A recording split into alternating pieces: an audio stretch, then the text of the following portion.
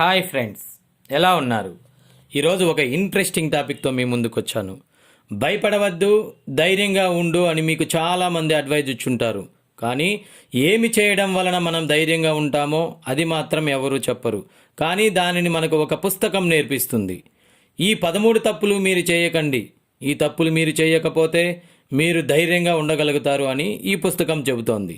ఇందులో నుంచి ముఖ్యమైన 5 పాయింట్స్ గురించి నేను మీకు ఈరోజు ఈ వీడియోలో తెలుపుతున్నాను. ఈ పుస్తకం పేరు 13 things mentally strong people don't do, written by ఆమె మోరిన్.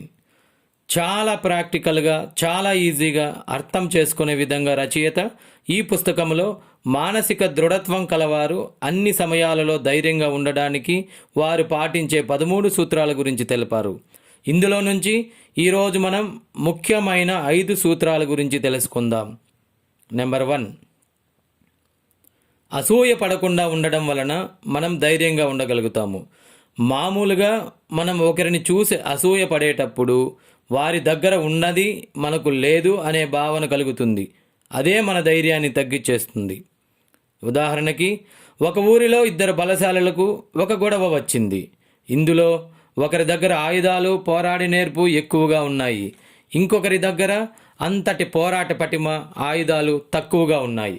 వీరిద్దరిలో ఎవరు ఎక్కువ ధైర్యంగా ఉంటారంటే ఎక్కువ ఆయుధాలు, పోరాట పటిమ ఉన్న అతను మాత్రమే. అంటే మొదట ఏం చెప్పాను, మన దగ్గర ఒకటి లేదు అని అనుకున్నప్పుడే మన ధైర్యం తగ్గిపోతుందని.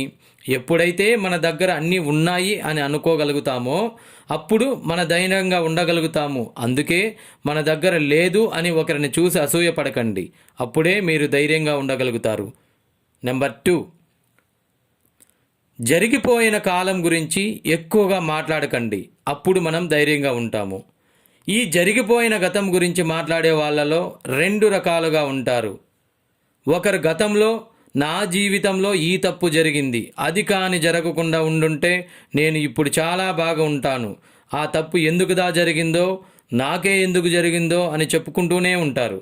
ఇంకొకరు ముందంతా ఎంత బాగున్నానో తెలుసా, ఏమేమి సాధించానో తెలుసా, కానీ ఇప్పుడే ఇలా అయిపోయాను అంటూ గతంలో తను సాధించిన గొప్పల గురించే చెప్పుకుంటూ ఇప్పుడు ఏమి చేయలేకపోతున్నాము అని అధైర్యపడుతూ ఉంటారు. ఈ 2 రకాల మనుషుల్లో ఉన్నది ఒక్కటే, గతాన్ని తలుచుకుంటూ ఇప్పుడు ఏమీ చేయలేకపోతున్నామే అనే ఆలోచన. ఈ ఆలోచనే వారిని భయానికి గురి చేస్తుంది. అందుకే గతాన్ని గురించి కాకుండా భవిష్యత్తు గురించి ఆలోచిస్తే వారికి ధైర్యం వస్తుంది. నెంబర్ 3, మార్పులను అంగీకరించండి, అప్పుడే మీరు ధైర్యంగా ఉంటారు. మార్పు అన్నది సహజం. ఈ ప్రపంచం మారుతూనే ఉంటుంది. మన చుట్టూ ఉన్న చాలా విషయాలు మారుతూనే ఉంటాయి. మనం ఉంటున్న ప్రదేశం, మన చుట్టూ ఉన్న మనుషులు, మన చుట్టూ ఉన్న పరిస్థితులు మారుతూనే ఉంటాయి. ఈ మార్పులను అంగీకరించడానికి మీరు సిద్ధంగా లేకపోతే, అయ్యయ్యో మార్పు వస్తున్నదే అని అనుకుంటేనే భయం అనేది మనల్ని వెంబడిస్తుంది. తర్వాత ఎక్కడ ధైర్యంగా ఉండేది?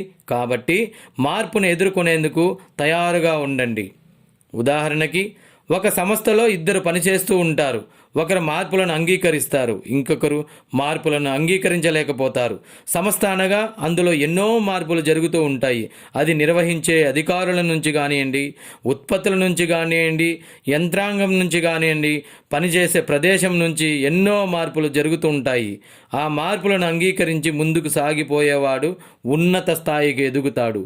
ఈ మార్పులను అంగీకరించిన వాడు అందులో ఇమడలేక భయపడుతూనే ఉంటాడు. అందుకే మార్పులను అంగీకరించి ఎదుర్కోండి, అప్పుడే ధైర్యంగా ఉండగలుగుతారు. నెంబర్ 4, మీరు కంట్రోల్ చేయగలిగిన విషయం గురించి ఆలోచించండి, కంట్రోల్ చేయలేని వాటి గురించి ఆలోచించకండి, అప్పుడే ధైర్యంగా ఉండగలుగుతారు.